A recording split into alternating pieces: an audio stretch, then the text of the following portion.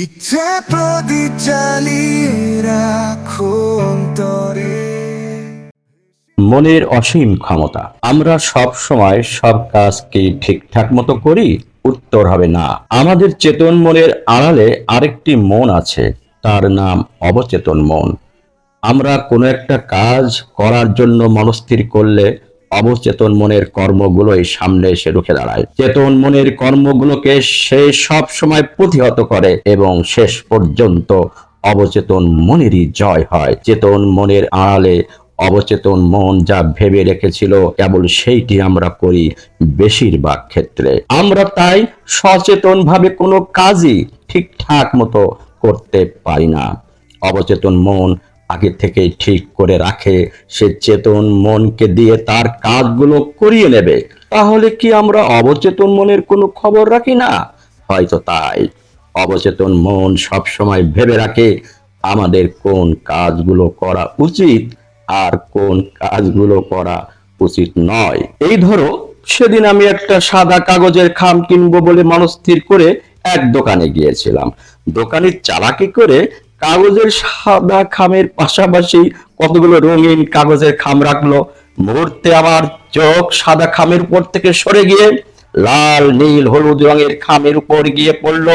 আমি ঝটপট সিদ্ধান্ত নিলাম, খাম কিনলে আমি হলুদ রঙের খামটাই কিনবো। অথচ আমি সব সময়ের জন্য ভেবে রেখেছিলাম খাম যখন কিনবো তখন সাদা খামই কিনবো। কিন্তু আমার অবচেতন মন হয়তো হলুদ রঙের খামের কথাই ভেবে রেখেছিল। ঠিক তাই রঙিন খামগুলোকে যখন হাতের মধ্যে নিয়ে নাড়াচাড়া করি তখন আমার মনে পড়ে গেল শৈশবের কথা। শৈশবে ঘুড়ি উড়াবার ভীষণ শখ ছিল আমার। আমি সব সময় কাগজের হলুদ রঙের ঘুড়ি ওড়াতাম, কারণ এত সব রঙের মধ্যে হলুদ রংটি আমার খুব প্রিয় ছিল। আমি শৈশবে ঘুড়ি বা অন্য কিছু কিনতে চাইলে সব সময় হলুদ রং খুঁজতাম। শৈশব পেরিয়ে 58তে পা রেখেও আবার আমার হলুদ রঙের কথা মনে পড়ে গেল। আমার চেতন মনে তা স্মরণ না থাকলেও অবচেতন মন ঠিক তা মনে রেখেছে। খামগুলো নাড়াচাড়া করার সময় আমি বারবার দোকানিকে ধন্যবাদ দিতে থাকি।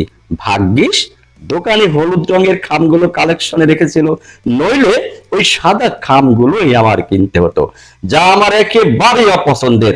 আমার স্থির অনর মনের উপর প্রায় অবচেতন মন এসে ছড়ি ঘোরায়। আমরা ভালো মন্দ পাপ পুণ্যের কথা জানি, সত্য মিথ্যা আলো আঁধারের কথা জানি, কিন্তু আমরা অবচেতন মনের কথা খুব একটা জানি না।